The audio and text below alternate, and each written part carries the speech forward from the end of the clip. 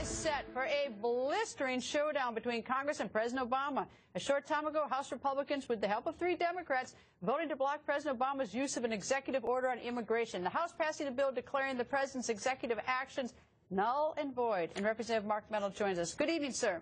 Good evening. Great to be here. Well, you had the Republicans and 3 Democrats gave the president a little bit of a setback, 219 197, but in name only, right?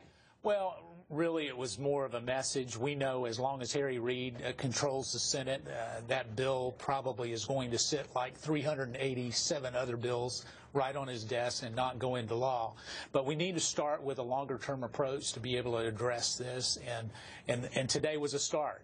It's certainly not the finish. Why did 3 Republicans vote present? Why didn't they join with you? You know, I think there was some language that got added in terms of waivers towards the end, and what I understand is that they disagree with the president, but they didn't think that this went far enough, is in talking to some of my colleagues.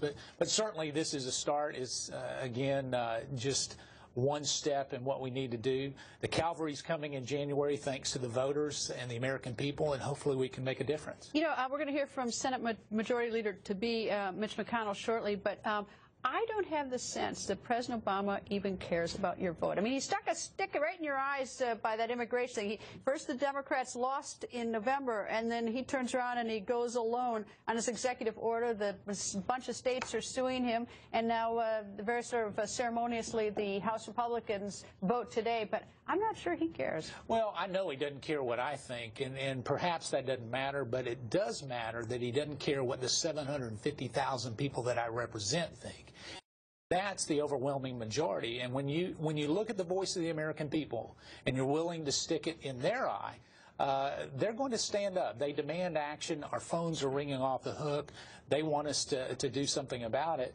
And I think everyone is committed. I know we're working hard. The appropriations group are working very hard around the clock to come up with real solutions that will last a long time. Well, he had gotten endorsed in 2008, 2012 by the Washington Post, and Washington Post, in an editorial today, skinned him alive about doing this immigration order. They were not happy with him. Of course, they were also not happy with the fact that the House didn't vote on the Senate bill. But nonetheless, why do you think President Obama did that? Why do you think that right after the election, do you think he thought that the Democrats won, or that he thought it was the right thing to do, or that he wanted to poke you in the eye? Well, it can't be the right thing to do because it's not fair to those who have waited in line. It's not fair to those who are working part-time.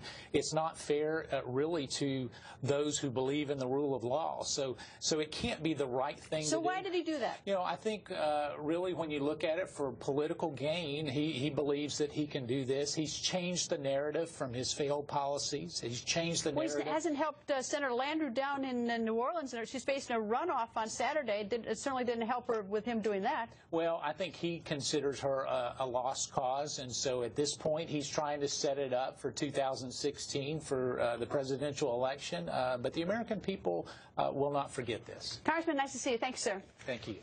And now, as